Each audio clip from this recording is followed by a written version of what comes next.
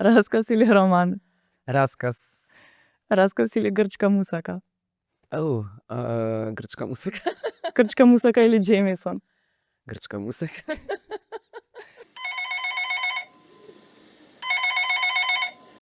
Здраво! Јас сум Калија Димитрова, а вие слушате Медуза Токс. Феминистички разговори за преживувањето, живењето и процутувањето.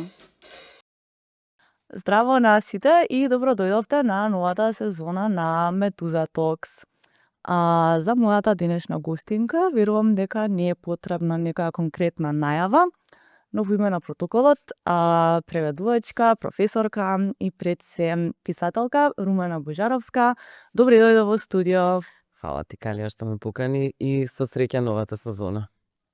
Фала ти, ме требаше да го слушнам. Ние малце во последните 10 минути си разговаравме за тоа колку понекогаш не ни се прави ова и си носи својден куп на стрес, трема и слично, кое што не проаѓа, а јас тебе те доживам како човек што заради изложеноста на овие нешта постојано, дека веќе не се соочуваш со тие ствари, но очигледно тоа не е реалноста. Не, таа е многу...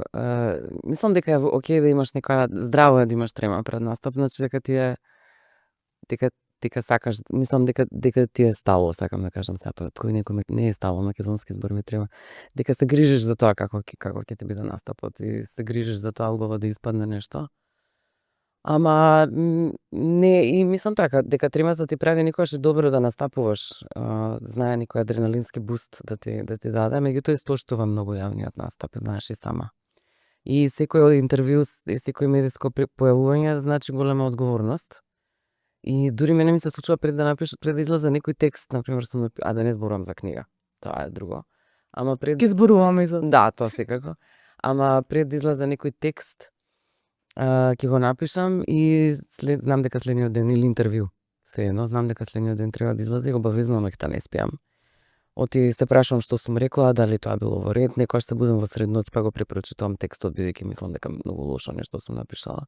И тоа не ми поминува и може и некој така која си можеби и ние како некој и ти си писателка, тоа е интимна работа.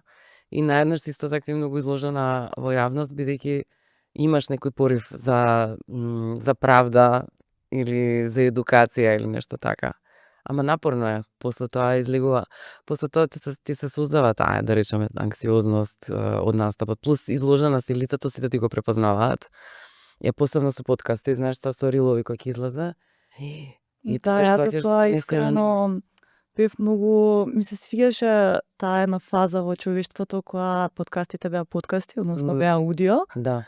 И јас онака имав многу голем отпор да се вклучи видео во приказната, затоа што мислам дека стануваат луѓето онака свесни за своето тело, експресија, и слично сам природно и стануваат и малце поперформативни и со тоа доаѓа така, мислам, реално обседнати сме малце со нашата слика, затоа што живееме многу во image based society. Да. И особено како жени, си носи еден склоп на нови стресори. Многу би сакала да ги немаме. Оти баш исто размислов и пред да дојдам тука си викам. Добро, кога ги гледаме тие имажи на телевизија, ќе си дојдат на некој интервју на некој фармирчиња, гајле му е со флека на стомакот на мајцата. Нит се избричил, нешто косата посебно се ја спремил. 5 минути му требало да се среди. Никој не размислува, види на што се здебелила или ослабела или види каква е косата. Мислам, ние и меѓу себе си ги даваме тие коментари. Тоа посебно ми смета. Кога ќе почнеме ние да си коментираме за нечи наш изглед, дали некој се здебелил, ослабел или му обелела косата и обелела косата или не знам, затоа што се гледаме на такви јавни места или како изгледаме на слики. И мислам дека како жени посебно тоа не треба да си го правиме и не треба да разговараме едноставно, освен ако сакаме да си даваме комплименти. Иако и тоа е некогаш проблематично. Посебно тој комплимент си ослабела, многу ме нервира. Освен мислам дека во моментов кај што нели се случува едно враќање на трендот на екстремно слабење и ригорозни диети практично. Мислам, мене алгоритмот ми е апсолутно преплавен со тоа. Страшно, тоа се слушнав пред некое време дека е тренд, мене не ми е. Мене ми е преплавен со што да правиш кога ќе наполниш 40 години. И што? Па не знам, некои глупости таму покажуваат како не знам какви диети да држиш или не знам Пак што гледаш правиш дека со пак е лицето. тоа. Да, пак е тоа, се е на тоа. А уште една работа многу ми пречи во однос на денешницата, дека се е веќе окей, ова е подкаст. Има некоја логика да е нормално, дека има логика. Поентата на подкастот е да бидеме да се забележи тој разговор на некаков начин, да се архивира дали видео или како се вика или аудио или двете се разбира. Но знаеш, овие книжевни читања и фестивали веќе ниеден од тие не е недокументиран. И секогаш сега веќе не е дека еве ќе дојдам на подкаст и ќе си разговарам со тебе, којашто си ми пријателка и соработничка и се. Мене ми е многу природно да разговарам со тебе и затоа тремата ми е намалена за овој разговор. Не ми се свиѓа дека ќе ме има на слика некаде. Не, а друго супер ми е разговор. И веројатно да е аудио ќе бидам топо пуштена уште. Денес нема да се чувствам са бајле 2 сата пред да дојдам непријатно дека ќе се снимам. Ама се случува сега и на тие работи кои што претходно имале некаква магија, например книжевно читање или нешто така, кај што сега се снимаат. Секогаш некоја светло и камера е вперено во тебе и после тоа се става на YouTube. Било каков разговор да е, веќе сега е документиран. Еве овој последниот што го правевме со подкаст со девојки, со критички, со Тампон зона. Тоа е ставен на YouTube. Го правевме заедно. И си реков, баш Да, а тоа да баш си беше се како опуштам. разговор. Да, разговор. Ама не, искрено, као скроз те сваќам за што мислиш, тоа што мислам и во една друга инстанца отида. Мислам дали тоа си доаѓа и само со тоа дека има дека те форсира оваа култура дека треба и да си го само документираш животот. Да. И сега на пример, еве ти како писателка би требало не само да пишуваш книгата, туку да го документираш процесот на Да. како ствараш едно дело. Да, Као не е доволно тоа што се работи, туку мора да има еден мета визуелен наратив, што мислам дека не би претерала да го кажам дека малце полудува. да, јас се служувам дека полудува и не само што тоа, него потоа наративот е исто така како си ја напишала книгата. И пред и потоа. И за времена. Значи ти мораш константно сите автори, не сите, ама сега често се случува тоа, бидејќи изложеноста исто така помага на нормално и на продаваноста на книгата и на читањето на книгата. Едноставно не можеш ни да се продреш толку многу на пазарот на книгата доколку не си присутна. Тоа го зборам или присутен се едно. Решив дека женски род ќе употребувам како општо. Апсолутно, да, поздравувам тоа. Ама во принцип, што треба да одиш на сите тие работи, да читаш и се интервјуа да даваш и така натаму, за да те има за луѓето да речат, окей, бидејќи тоа е маркетинг. Туку прашањето толку се демистифицира секое дело, затоа што 15.000 пати зборуваш за се и ти всушност како автор сам го интерпретираш постојано делото твое, без да оставиш простор за друга интерпретација. Бидејќи секој може сега да отвори да рече, ајде да видам, да речеме за мојот маш или за не знам, за не одам никаде, што кажала Румена, ако сакаш да напишеш текст книжевен, тоест не знам, научен или што и да е, веќе јас 100 пати сум зборувала за тоа, бидејќи на секоја промоција или што и да е разговор, истите прашања ми ги поставуваат, но тоа е веќе се документирано. Така што не мистеријата за книгите се губи. Не е како порано пред, не знам, 50 години, па и пред 100 години, авторот ќе си го напише делото, други луѓе ќе пишуваат критики. Сега ние сами постојано се осврнуваме и ја интерпретираме нашата книга. И тоа е навистина заморно. Тоа е прашање на еве на ова време сега. Оти претпоставам дека сите автори се жртви, да речеме, на тоа, бидејќи можеш од секој автор кој што те интересира минимум 20 интервјуа да најдеш. Всушност за подготовка ти треба многу време. Седни еве да се подготвиш за мене, 500 интервјуа можеш да најдеш. И после тоа што сум кажала во кој интервју, од кај да знам. Веќе сум, фала Богу. Ми се случува сега кој ќе кажавте во една прилика дека бидејќи тоа е вистинско подготвување. Некој да рече, не знам, од Хрватска, некој не ме знае, друго е, јас и ти се знаеме, работиме заедно цело време. Ама ќе кажа кажавте во една прилика тоа и тој постојано те цитираат. Не сум само јас, се разбира. Да, сега збориме за. Но тоа е такво нешто. Тоа е не го кажав. Јас секогаш си викам, леле, Да се надам дека сум конзистентна или се надам дека не сум треснала некоја глупост пред 10 години. Да, ама мислам дека искрено овој притисок е преголем затоа што како прво не можеме да бидеме црвено конзистентни, а ова Да. интернет присуство ни прави мал стрес по тоа прашање, зашто јас на пример сега кога отворам некој видео од почетокот на Медуза ток тие први експериментални форми во ковид ги правев. Стварно сум била друг човек, а во Да. голема мера не се сложувам со стварите што Да. сум ги кажувала и мислела. Исто важи за стварите што сум ги пишувала пред неколку години, не ми се допаѓаат. Мислам дека тоа е пренормално. Не само онака од аспект на, не знам, стил, метод, него стварно онака и тематски ми се проблематични некои работи. И као it's out there. Да, И као да те искаш. гони, Да. а мислам дека е фино, мислам, нормално е еден човек од точка А до точка Б да помине низ милијарда процеси да расте и слично. А сега сме малце као, ама ти тогаш кажа, Да, да. И секогаш може некој да те исклучи, да те кенселне, како и да те исклучи од културата, да ти направи нешто. Еј, видиш што кажа ти пред 10-15 години, па те извинувај се, кажувај колку си еволуирала во меѓувреме. Џабе ти е. Така што тоа се некои предизвици што ќе треба. Мислам дека сите не истоштуваат, нормално дека не сме само јас и ти во ова. Да, ама нормално ако особено ако сакаш да се вклучиш во некој поинтензивен процес на, не знам, читање или пишување, кои што идат заедно во голема мера. Мислам дека станува огромен предизвик. Не знам тебе ова како ти влијае на процесот на пишување сега, пошто и сега културата е многу различна од пред 10 години во овој поглед. Као сигурно не можеш да си кажеш многу лесно кој ја сега ќе си одвојам 3 месеци и ќе пишувам интензивно, кога малку се чувствуваш постојано растргнат помеѓу сите овие ствари.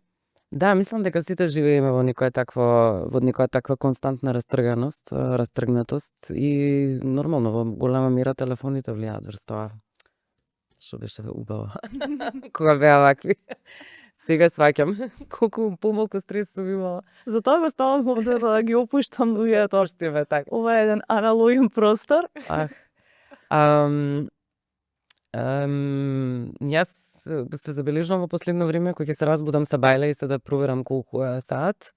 И сега во последно време го ставам на телефонот да не гледам никакви, да не ми стигаат ноќе нотификации, ама кога ќе се разбудам са бајле има многу. И јас некако по некој автоматизам го отварам тоа. Меѓутоа пред да отворам пораката што некој ми ја пратил на Инстаграм, која што најверојатно е некој смешен рил или нешто така што ме интересира, за да ме олабави. Првото нешто што го видам е дека паднала бомба во Иран или во Израел. И така ми почнува денот. Секој ден почнува со Газа или со Иран или со Америка и така натаму. И тоа создава еден некоја неверојатно чувство на безнадежност и плюс замислите секоја сабајле да си ги отвориш очите и некој да ти се раздае. Умра исто во вака, мислам. Од прилика тоа е тоа, само што ние толку сме се навикнале на тоа, што не него јас се пробувам да го забележувам овие денови кога букти сега ова ќе биде емитувано покасно. Кој знае што ќе се случи во меѓувреме? Ета, колку брзо се менува времето, што навистина е тешко, да, да се сконцентрираш, да речеш сега ќе си одвојам толку време. И мислам дека и ние како жени се уште страдаме, фала Богу, новите генерации се малку подобри од таа грижа на совест, дека ја не сум одговорна, не сум одговорила, па која се мислам дека сум јас, како може ли да го оставив или да ја оставив на син. Имам чувство дека ако не одговорам некому, ќе мисли дека сум вообразена, па се грижам за тоа што луѓето мислат за мене се уште многу. И тоа ме оптеретува во рамките на тоа и чекате луѓе, јас сега едноставно треба да исчезнам некое време за да седам и за да си пишувам или да си садам цвеќе или едноставно да си гледам 5 сата ако сакам некој глупаво крими шоу за да се опуштам. Многу е тешко, бидејќи пишувањето значи дека ти требаат некои други работи во меѓувреме за да бидеш опуштана едноставно. Така што потешко е, има една друга работа, јас мислам дека многу се освен што сме растргнати, размислувам сега кога пишувам како таа тема за 2 години веќе или тој простор во кој што ја ставила приказната, иако е сегашен простор, да кажеме колку за 5 години ќе биде толку тешко минато тоа. Мислам, апсолутно нема да има врска, како непрепознатливо ќе биде за некој следен, како ова е анахроно, да речеме. И тоа го размислувам. Искрено сега ова баш сега го помислив, не знам дали го имам некад помислено, буквално преска кога почнав да зборуваш за оваа култура на итност, што стварно упорно прогресира. дека стварно некогаш пишуваш нешто искача после неколку години и дека да, може и додека го пишуваш да се чувствуваш како да нема никаква поента тоа што го правиш. Особено сега. Да, Мираат геноцид има и се бомбардираат меѓу себе, Америка се претвори во едно страшна диктатура. Јас ја напишав после Господ Америка 2024 го пишувам, ја направив пауза, значи ја напишав таа книга, па се вратив на Тони и кога ја пишував се уште немаше Трамп повторно победено, вториот пат. И наеднаш мојата книга стана чудна. Значи, откако таа беше објавена, па после се објави на други места, во меѓувреме победи Трамп, и јас на едно време на едно место викам, па ако бирам меѓу Америка и Русија, би избрала Америка, и се свикам што знам и двете страни. Секако кога реченица пошто читав и бев ко да, ова веќе звучи како радикална реченица, пошто буквално дали има разлика е вистинското прашање. За толку кратко време. И сега тие некои размисли што сум ги имала, иако размислите после се утешив, размислите во таа книга се доста во однос на нивната култура и како тоа има, можеш да видиш како тоа има придонесено во тоа што Не, се да, случува. има целосен контекст и си е поврзан со тоа како културолошки тебе ти влијаело и престоја таму и книжевноста со која што се бавиш професионално американска, америчка. Да. Ама сепак Така, си има контекст, не е као Да, не, ама многу се смени. За една година таа книга стана као ова види ова се Не случувало. постои. Ова Америка веќе не постои, да. Така што многу брзо, мислам, ние окей, живееме во револуција, ние не сме свесни уште што ни прави тоа. Еве сега разговараме за тоа и често си викам како им било на луѓето во индустријската револуција. Веројатно и они биле вака во паника.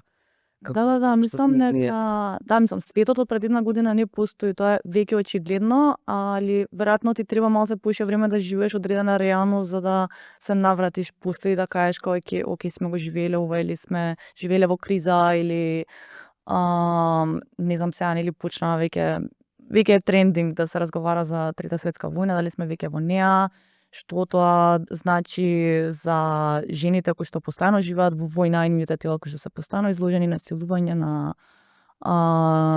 насилство што си доаѓа со таков вид на Сега ти живот, за жените, како викаат. Класната борба е најбитна, ова е небитно. не постои родот во војната. Не постои, да. Да, така да малце е чудно како може вака да се смени реалноста и да во моментов мислам дека сме во блага паника сите зашто не сваќаме што живееме. Мислам кој е во историски моменти како ќе излеземе на другата страна.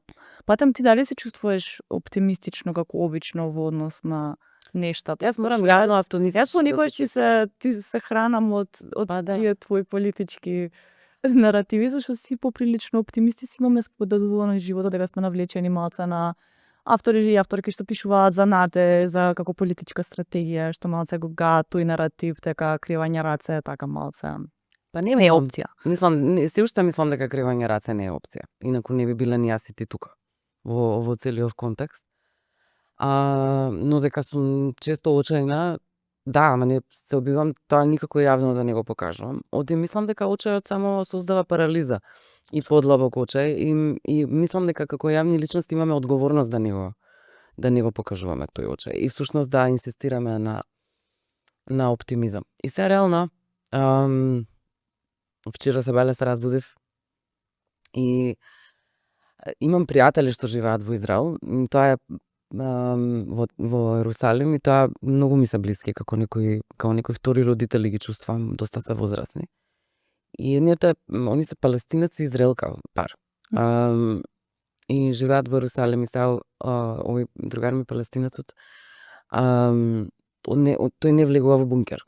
Секој пат кога има бомбардирање или сирени или кога летаат ракети, ми праќа видеа цело време од ракетите како летаат на небо и сирени како пиштат и он седи и пие виски.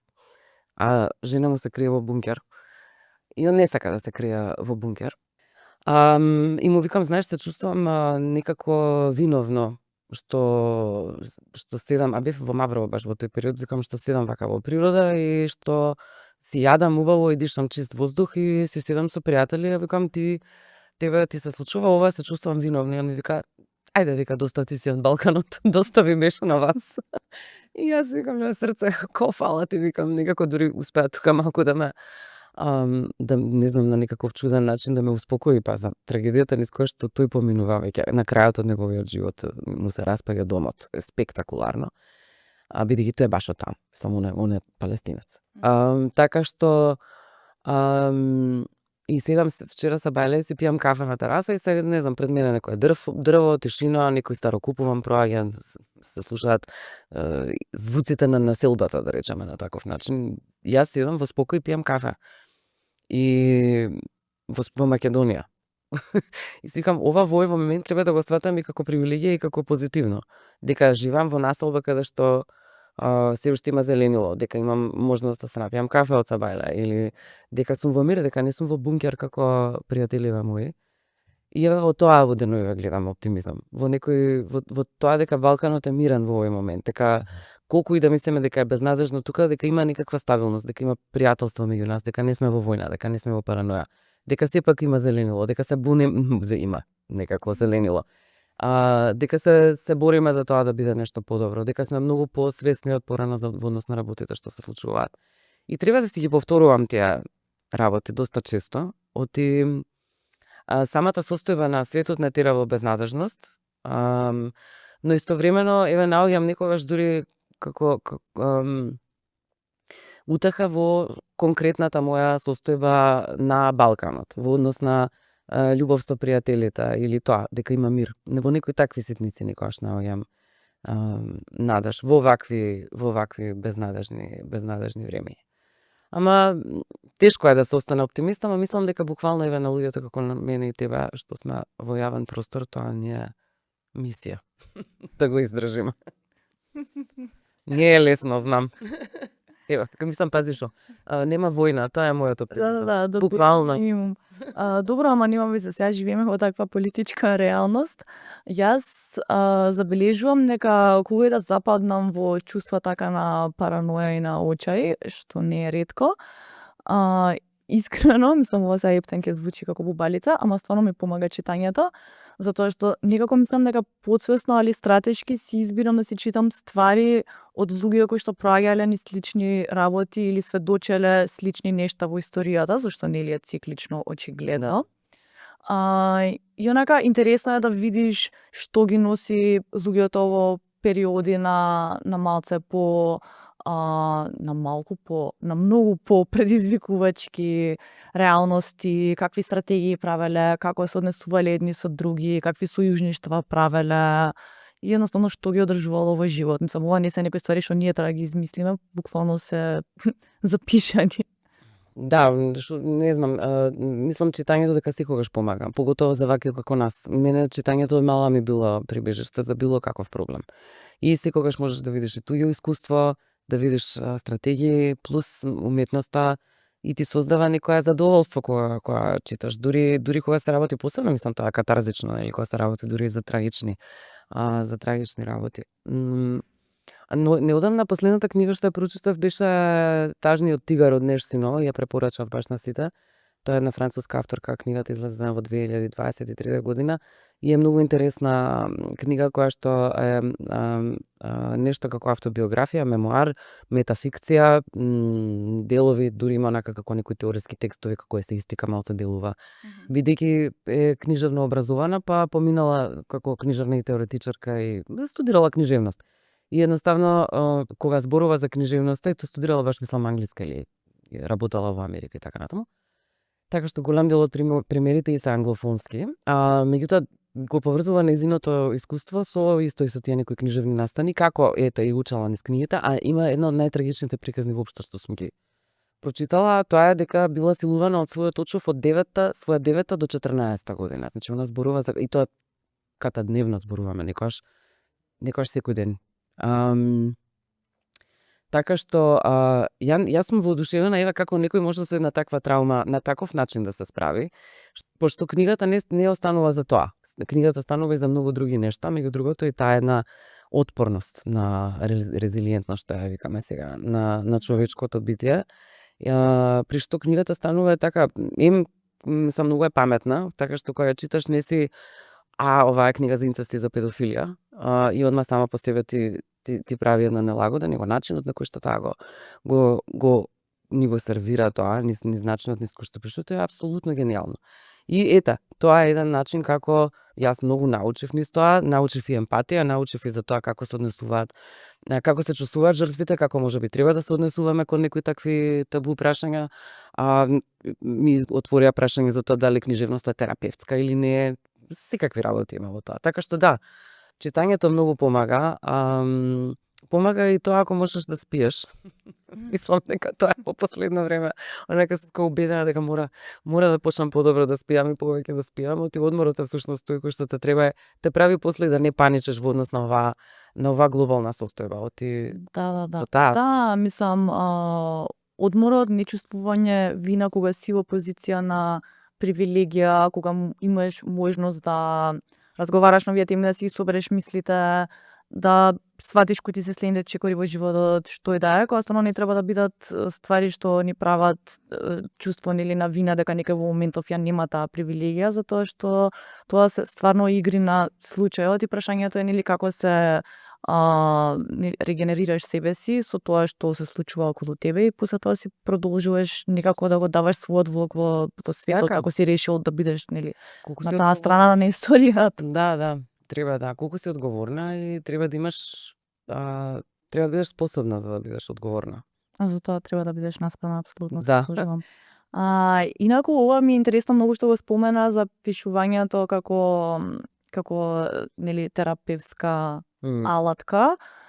Мислам дека е малку контроверзно да се третира како такво, ама дефинитивно мислам дека зависи со каква тематика се бави човек, ти реално си имаш со многу различни теми бавено низ книгите, ама има и некои сличности. Да. Како и да, мислам дека може да ти биде некоја алатка за да затвориш, да нормално, како е покомплексно прашањето, може да ти е нели заплеткан процесот на размислување и во процесот на пишување се случува едно такво како што се расплеткува приказната и на човекот што пишува да му се расплеткаат ставовите или чувствата кон одредена тема или лик или ситуација што и да е, така да мислам дека дури несвесно се случува тоа кога ќе затвориш едно такво по сериозно поглавје, како книга, да има таква една одишка или да оставиш нешто во минатото и да почнеш да се бавиш со нешто друго.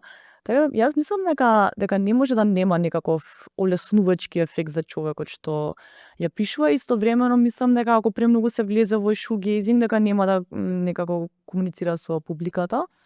Така да, вајде fine line. Многу вака те слушам и си викам камо јас вака пред 10 години да размислував, кога бев доста поцинична по ова прашање, одма ќе ти кажав дека книжевноста апсолутно не е терапевтска, дека нема врска. Ама мислам мислам сега слушајќи те сосема се служувам со тебе, само и тоа е нешто во кое што исто имаше во книгава на Нешсино и тоа. Всушност кога ќе почнеш да пишуваш за нешто, веќе тоа значи дека можеби на некаков начин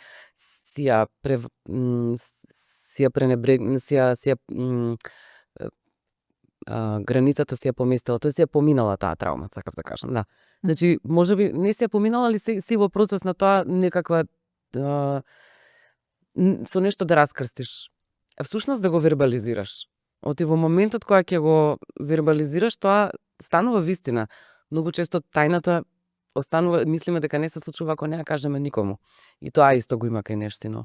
Многу добра книга. Стварно нека ја прочитав многу брзо за 2-3 дена, стварно нека ама одамна не сум читала толку добра книга. Претходно ја прочитав Вегетаријанка на Хан Канг и таа е супер, не знам дали ја фатите, ја препорачувам на сите, многу интересна книга.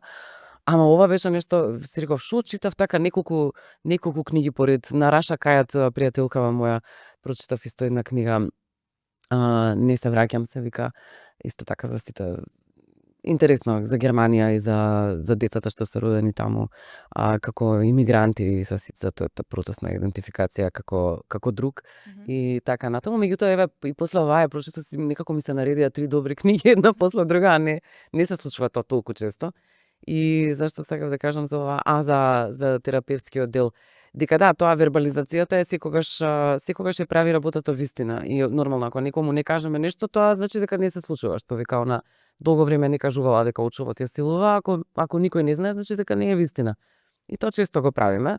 И некојаш се гледам и да вербализирам кога нешто е неубаво. Мислам, вие само кажете, на пример, само наспрема некој е болен и тој човек има рак, е многу голема разлика. Оти се соочуваш со бруталноста на некој факт, меѓутоа сепак тоа е соочување. И мислам дека е многу битно во книжевноста јазикот да е конкретен. Или јазикот да е еднакво брутален како што е текстот или еднакво нежен како што е текстот. Не можеш да користиш еден ист јазик за емоциите. Некојаш баш треба и да нагазиш каде што е јазикот или обратно. Сега што често случај посебно во поезијата. Сега со терапевтсково, да, мислам дека мораш да го вербализираш. Значи си решила ти дека некаде со нешто ќе се справиш ако веќе си почнеш да го ставаш на хартија. Така што тоа е некаков само терапевтски процес. Меѓутоа не можеме да го наречеме тоа баш терапија, тоа сепак е книжевност. Да, не може и не треба. И не треба, да. А и зашто може и воопшто да не ти помогне процесот, може да те однесе на чудни места, мислам, во ментални. Ако не си спремна, да. Да. Со тоа што мислам дека баш еве и тоа те слушајќи те си реков, окей, ова не беа нешто многу теми пред 10 години. Мислам дека темите на психичкото здравје, на менталното здравје се сега многу популарни. И ова што го збориме, да спиеме и не знам, да имаме, да се грижиме за себе си, тоа се self-care, како да се научиш да викаш не, сите тие работи. И тоа веќе станува тренди кога зборуваме за тоа. Од една страна тоа е супер, затоа што никогаш толку не сме се занимавале со сопственото ментално здравје, посебно ние жените.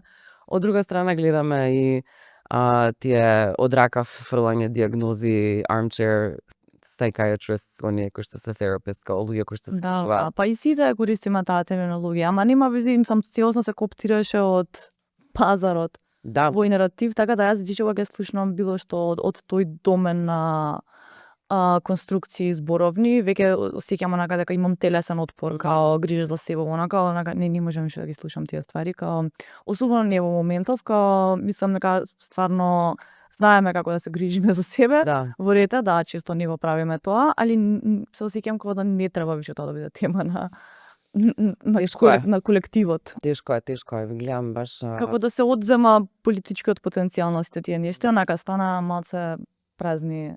Тоа е таков therapy speak. Да, буквално. Тоа е тоа, значи и многу често е манипулација.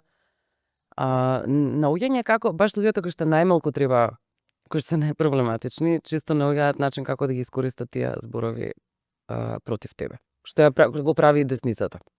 Во моментов на ист начин се однесуваат со јазикот. Зборовите кои што ние ги откривме за да се занимаваме со себе си, за да си помогнеме самите на себе си, они ни ги баражно ни ги сврлија против нас. Така што истото се случува и на интимно ниво со тој терапевтски одговор. Ти си гаслайтерка, не знам, ова ми е тригер. Да, што има многу често, неколку пати ми имаат кажано луѓе што многу ме вознемирува. Демек ти толку многу се бориш за толеранција, демек си отворена, ама еве всушност тоа што ти не си отворена кон мене покажува дека ти си всушност конзервативна и дека не знам, дека си лажна. Затоа што некој човек ги злоупотребува тие работи, толеранцијата ја злоупотребува. Значи толеранција значи дека се треба на таков некој човек да му дозволиш и не смеш да му ја кажеш вистината. И во тој момент ако ја кажеш вистината излегува тоа, ти не си толерантна, ти се бориш за тие права, меѓутоа ти си хипокрит. Ти си хипокрит, ти ме гаслайташ. Ти се бориш за правата на мажите. Да. Отприлика тоа се случува и така што онака катадневно имам кринж во некој момент кој ќе ми се случи, јас не знам како да се исто, телото почнува да ми реагира, што викаш ти као не сакам да ги слушам вика зборови, да, ајде да измислиме нов јазик. Мене ме интересира затоа што малце како да некако се чувствувам како да можам сега да го уфрлам Тони во приказната. Пошто помина доста време, не знам колку време помина, можеби пола година од кога излезе книгата. Јас се сеќавам дека тогаш кога нешто пишувкав за пред промоцијата на Тони, некако мислам дека го нареков како архетип на токсична машкост. Се чувствам како и терминот токсична машкост да стана како таа плејада на зборови што многу се користат во јавен дискурс, се испразни од значење, истовремено се пребитни затоа што гледаме веќе на метаполитичко ниво што прави токсичната машкост. Да. Сам дека сега сме онака во пикот на последиците на тоа нешто.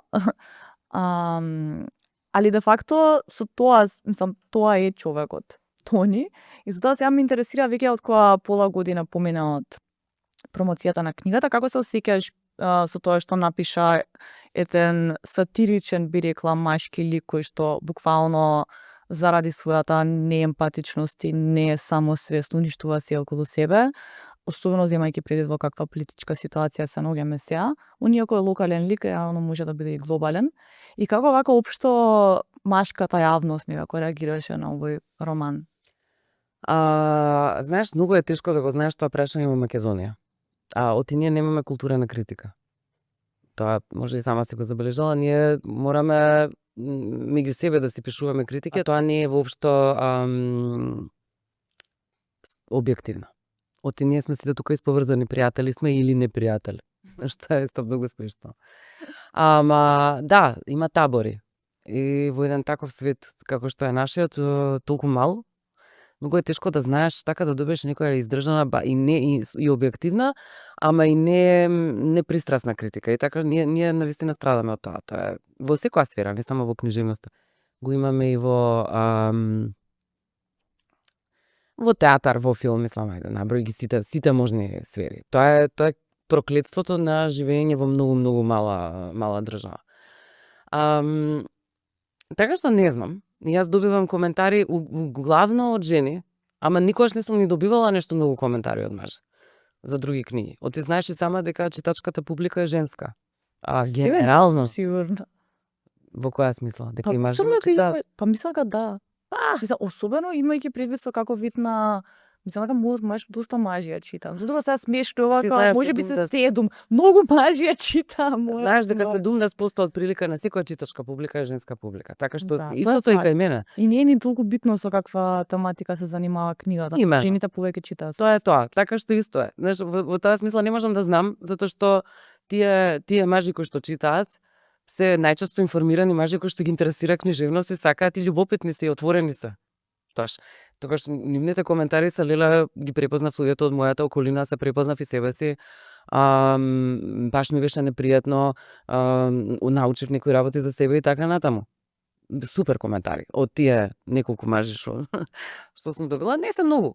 Жените се интересни, секогаш е исто. Најчесто им се допаѓа. Мислам, книгата многу се продава, по тоа гледам дека се чита. Инаку не можам да знам, бидејќи никој не напише критика во ниеден книжевен некако простор не изби на површина, така што не можам да кажам дека еве, не знам од тој као некој професионален аспект. Меѓутоа, знам дека луѓето, пошто ми пишуваат и пошто сам дека многу се продава, очигледно ја читаат. И коментарите кај жените се отприлика исти, тоа дека го сваќаат моментот. Не е тешко да се свати сатирата во книгата. А мажите ето така реагираат. Истото беше и со мојот маж. Истото беше со него никаде. Отприлика нема некоја разлика. И тоа мислам дека нема разлика ни за никој. Иако јас се занимавам со такви тематики. Сега како се чувствувам? Искрено ти кажам, бидејќи сега книгата излезе во Србија, излезе во Хрватска на ист ден. И многу тоа го доживеав така драматично, би рекла. Зашто знаев дека полека ќе почнат да доаѓаат да стигаат различни коментари. Посебно што имам така една малку, знам дека доста брутален јазик користев во книгата и знам дека тоа ги шокира до извесна степен луѓето. Мислам, јас тоа сепак многу намерно го направив. Ама во денешен аспект сум као малце некојаш ќе отворам книгата, онака, баш сум била доста бруталничка сум била во некои моменти. во да кажам така, to put it mildly. Ама истовремено една од работите што ми е проблематична е хајпот дека е роман наспрема било што друго, било каква книга. И тоа не го доживувам како имаше некој беше напишал првенчето на Румена Божаровска. Јас се осетив ко да сум родила многу женски и сега наеднаш да сум родила машко, па сега ај браво Тони излеза. Чум таа таквото гледање на расказот или на есеистиката, па и на поезијата како нешто толку безвредно. И така се интересно ми од денешен аспект ем дека е за токсична машкост, ем дека е за маш, ем дека се вика Тони, ем дека машко прво, па машко роман, малку да се зафркавам на таа тема. Ама мислам дека се надевам дека ова што го кажуваш ти дека ќе се гледа таа матрица за која што зборувам за убиственоста на таа традиција која што се пренесува од генерација на генерација, колку е лично лоша, колку е локално лоша, меѓутоа колку е лоша и универзално. Е сега ме прашуваа дали има врска колку е локален тој роман. Многу сум свесна дека идеме како ќе реагираат странци, ме праша една новинарка пред некој ден баш. И онака како ќе реагираат европејците. Прилично сум сигурна дека ќе речат ова е тој машки балканец и толку. И нашите не се такви. Супер беше, пошто баш тогаш е читав и Нешсино. Пошто вие сте многу поинакви французите, да речеме, во однос на тоа. Супер е, Жизел Пели која имавте. Кај вас масовно силуваат. Да речеме 100 луѓе, една жена. Секогаш они наоѓаат начин како нас да не покажат како помалку битни низ нашата книжевност, дека тоа е нешто, некое девјаштво. Јас баш реков искрено, дека онака и кажав на како се вика на новинарката и реков баш ми е гајле. Баш ми е гајле како ќе ме гледа Европа и дали ќе ме види така или дали во тоа ќе види само Балкан или ќе си ја види својата токсична машкост. Не ме интересира. Јас напишав роман за нас. Прво не треба исто така пишувам книга за нас, за нашата ситуација. Таа е универзална приказна бидејќи секогаш приказните се универзални, но не можеш да очекуваш дека нема да има и такво гледиште на работите. Еве го Балканецот. Дури еден левичар од тие прогресивните што сметаат дека родовите прашања се небитни, ми рече демекета одма ќе испадне дека ние сме такви балканците и одма се почувствува како чудно, навреден. Неговото кревко машко его не беше као леле, да, ние имаме проблем, може би треба да го решиме, туку како ќе ме гледаат мене сега од страна, ти затоа што сум јас балканец и одма јас сум проблемот, а не е проблемот тоа што се случува кај нас во нашата култура. И што мажите не се занимаваат, дури тие што мислат дека се прогресивни, дека ги тангираат овие прашања, реално, де факто, у најголем дел оставаат на жените да се занимаваат со симптомите и последиците на Така. Што не си го напишал? Токсична машкост. Да. А мислам дека е малку чудно било каква одговорност да се очекува или да се бара од тебе како писателка дека представуваш земјата на било каков начин. Мислам, зашто се очекува нешто такво? Тоа е класика, посебно во мала земја, која не знаат. Секогаш е нешто, на Евровизија влеговме во финале или нешто така, знаеш. Затоа и тогаш толку има некоја голема национална радост кога ќе се случи нешто такво, кога ќе влезе некој во некоја категорија на Оскар или не знам на Евровизија или што и да е, или ќе добие некоја награда.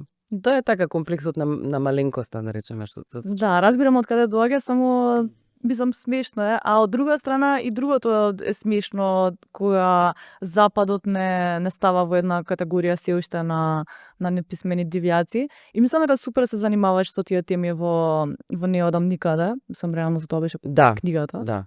Не, фала. Мојата. Не ми е таа Милена, Господ по Америка ми е Милена, веројатно зашто така некако ми отвори некои интересни поглави што јас си ги имам со Америка како таква. Да. Баш и ти на Флорида беше така, што го осети тоа на своја кожа. Да, емотивна приказна заедно. Носталгија. Мислам, види, за тие теми се безвременски во однос на нас. Секогаш ќе биде така. Таа чувство на колонизаторска моќ која што имаат други држави, маргинализацијата исто во рамки на Југославија, ние како македонци, албанците па да не зборувам во Македонија, а ромите па, мислам, само екзотизација има. И во генерално во нашата култура, посебно во филмската култура. Така што тоа се неминовни теми, мислам дека Битно е да сватиме дека се случуваат и дека неминовно така ќе не гледаат. Како што неминовно не гледаат и низ призмата на тоа дека сме вакви и такви само заради тоа што сме женски, ние кажуваме да, тоа е ќе речеш дека тоа е системско, ама ќе ти речат не, ти така мислиш затоа што не знам си заглавена во феминизам или некој ти го испрал мозокот. Тоа е се дел од еден систем. А дали ти гледаш некоја промена во парадигмата, во начинот на кој што си третирана, не би посочила конкретно од некого, мислам ти реално функционираш и во академија и тоа си еден скроз друг простор на архаични релации, али ме интересира еве во последнава декада зашто де факто има промена во начинот на кој што си перцепирана и регионално и глобално и доста книги веќе зад себе. Дали од тој аспект на men explain things to me, дали гледаш некоја разлика во тоа како си третирана како авторка? Види, постара сум сега, веќе 43 години имам, така што веќе не сум сметана за млада авторка и со сите книги за себе, фала Богу. Кога излезла таа категорија за мене прашувам? Па мислам дека последните 5 години некаде тоа се случи. Така некако. И мислам дека полека иде со успехот и со имањето на помлади автори. Оти кога нема, можеш да останеш вечно млад автор. Млад автор во 40-тите години можеш да останеш ако не се појави некоја нова генерација. Што е кај нас супер пошто се појави. Така што не можам јас да бидам сега младиот автор. И фала Богу. Мислам дека тоа, а и самата популарност или тоа ти дава некаква моќ. И на луѓето не има, и заради тоа те сваќаат сериозно, малку повеќе. Така што тоа е мојата предност како жена, што поради моето јавно присуство, малку по-сериозно ме гледаат. Кога не знаат дека сум професорка или дека сум писателка, одма го гледам односот колку е различен. Буквално гледаат низ мене, тоа го гледам во други средини. Например, не знам, ми се случува во Маврово. Не знае. И не можам да допрам ни до сосед, ни до некој што проаѓа улица, вака, низ мене гледа. Јас сум само некој женче таму што седи и треба некој маж да дојде и да каже. Така што ако ќе кажат, кој ќе дознаат дека нешто имам некаков си општествен, тоест социјален капитал ваков, друго се нено приказнат. И почнува да ме викаат професорке.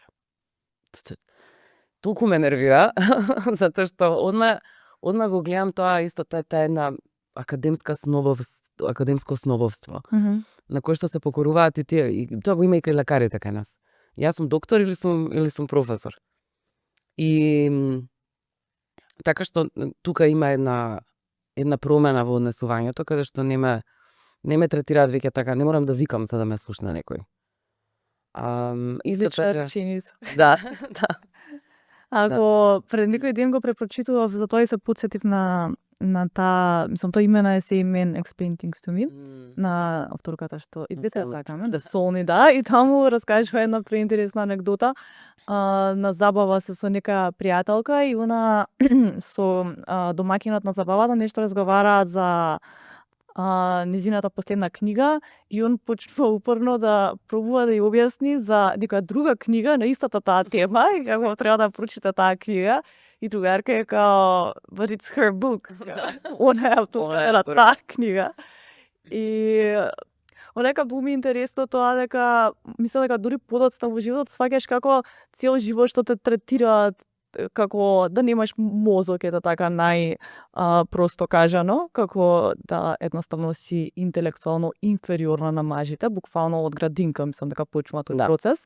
Дека после има толку онака длабоки траги тоа остава, особено ако почнуваш и ако сакаш да се занимаваш со нека јавна дејност, со импостер синдром, со постојано сомнеш во себе и слично, нека треба стварно активна работа за да се ослободиш од тоа и да си влезеш во своите чевли, да почнеш онака без извинување да го правиш тоа што си решила дека ќе го правиш. И постојано да после тоа да бидеш етикетирана како агресивна, ако го кажеш своето мислење. Ама, знаеш, ние бидејќи и на известен начин многу комуницираме меѓу себе и сме бучни, имаме некоја бучни сме, да, во однос на на овие прашања, имаме подкаст, изборуваме едни со други, Јас добивам фидбек од моите читателки и слично. Заборавам колку комплетната сфера апсолутно е уште останата таква.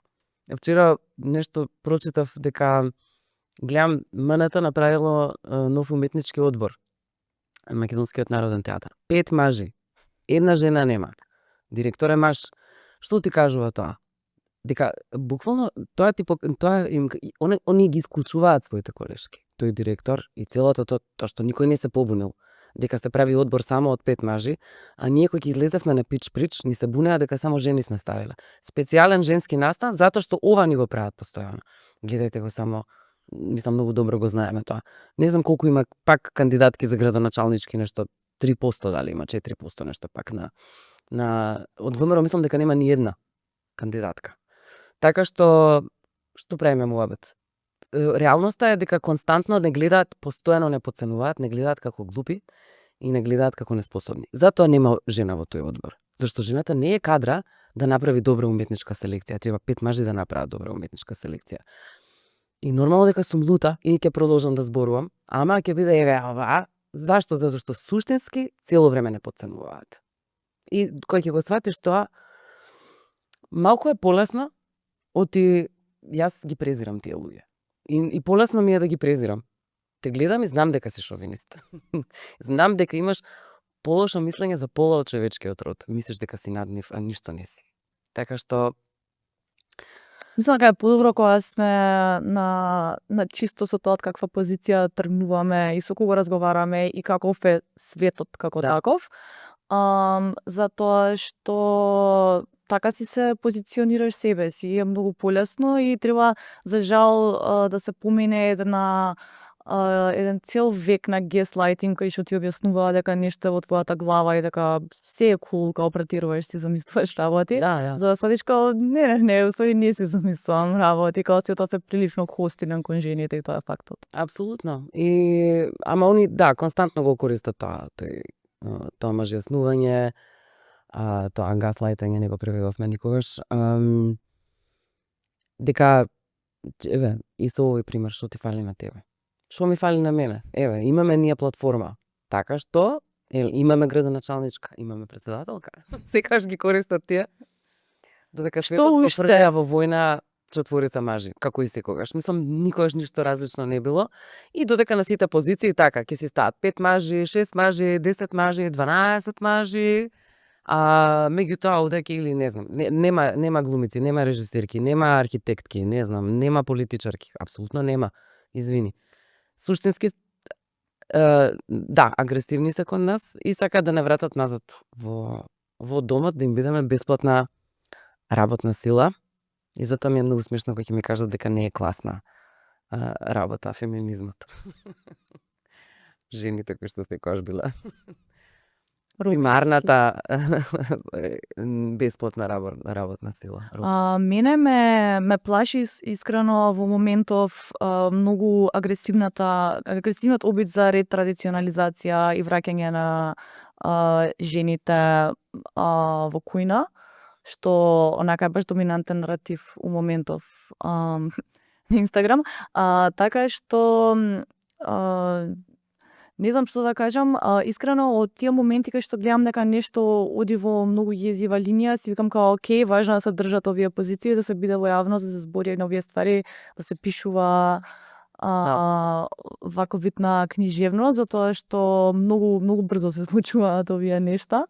И многу брзо може да се изгубат правата, што макотрпно си ги стекнавме, иако се природни човекови права, се изборивме да ги добиеме за многу кратко време. Факт е дека ние направивме ненормален прогрес за 100 години и сега они сакаат да се вратат, да не вратат назад таму. Во кујна, во пештара и што и да е.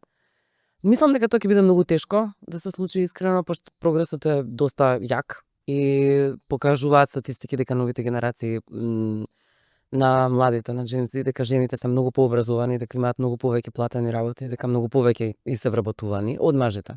Ама исто така статистиките велат за джензи мажите дека мислат дека целата ствар со женските права отишла во Така. во многу Предал. да. претирана. затоа што се чувствуваат немоќно. Едноставно тие привилегии што ги имале нивните татковци и нивните дедовци, сега они ги нема. Сега ги има некоја што макотрпно се изборала за тоа. Така што да, се чувствуваат многу загрозени и нормално стануваат агресивни. Се од една страна, затоа викам дека правата не може да ги одземеш така лесно на жените, бидејќи жените се веќе во повисоки позиции.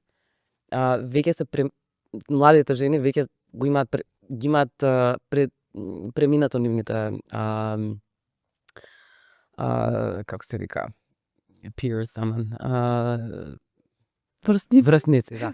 Нивните врсници. Знаеш, мислам дека е тоа тешко. Иако се овие агресивни, са целата работа што ние треба да ги едуцираме и нив.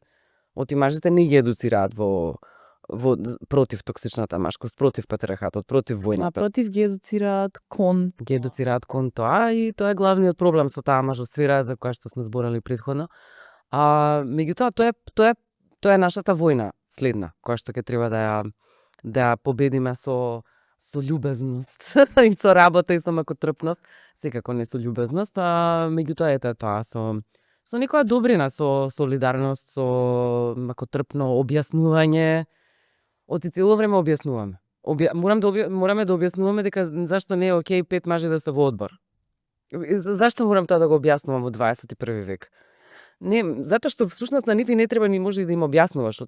Они сметаат дека 5 мажи треба да се во одбор затоа што тие се квалитетни, а сите други жени, глумици, режисерки или било какви театарски работнички, апсолутно не се квалитетни. Нивната замисла е всушност таа. Да, мислам дека тоа се можеби некои изгубени битки однапред и дека можеби треба фокусот да биде на градење на афирмативни заедници наместо посветување на животот, на образување на мажи и професионално и во аспект на емотивна интелигенција и слично. Да, јас се согласувам во тоа.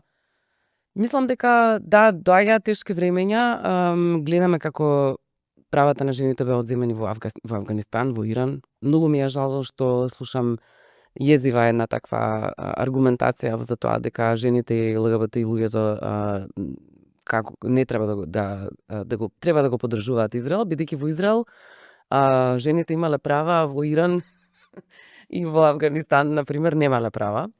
Не баре жените и ЛГБТ луѓето се борат само за сопствените права, па сметаат дека или во вакуум да постојат тие права. Да, дека окей добиваш деца, затоа што тие деца се на некои луѓе што не веруваат во женски права. Мислам апсолутно тоа не функционира. Тоа е антифеминистичко, бидејќи феминизмот е хуманизам. Мислам дека треба да останеме така доста фокусирани во овој период, така да спиеме малку, се внимаваме на себе, зашто предстои прилично долга битка, ми се чини, на светско ниво. И тек ќе им следат предизвици, посебно со со фашизоидниот режим на Трамп, кој што ќе зема само поголеми размери и дефинитивно жените ќе бидат едни од најголемите жртви. Се прашувам како да направам да не заврши баш вака разговоров, иако нема и зашто да не заврши вака разговоров, затоа што тоа е тоа што ни предстои. И јас мислам дека нема зашто да не треба збориме на овие ствари, треба да се чуваме едни со други, да ги правиме овие разговори, затоа што не смееме да си дозволиме да бидеме delusional. Апсолутно, или така во нашиот комфор само да се зачауриме и еве, ќе се правам дека не постои се во ова. Напротив, сега ни треба заедништво, сестринство, помагање. Мислам дека ние на Балканот малку и повеќе знаеме да ги правиме тие работи, сепак доаѓаме од некоја култура на немање. И тоа немање создавало заедници и ние знаеме како да го правиме тоа. И тука гледам исто така некоја надеж во однос на Балканот, наспроти на пример Америка, која што таа заедница не знае да ја нема, не е органска кај нив. Ние имаме култура на заедничарење, тоа е факт и мислам дека има многу што да се научи од нашата сопствена историја во регионот, а и особено од феминистичката борба локална. Апсолутно. Фала ти. Румена, за крај. Ајде. Едно кратко this or that игриче. Ајде. Дали си спремна? Спремна сум. Хемингвеј или Буковски? Хемингвеј. Пич прич или Радио Милева? Радио Милева. Расказ или роман? Расказ. Расказ или грчка мусака? Грчка мусака. Грчка мусака или Джемисон? Грчка мусака. Grčka musa, kaj ti, dame, rumena božarovska. Hvala mnogo.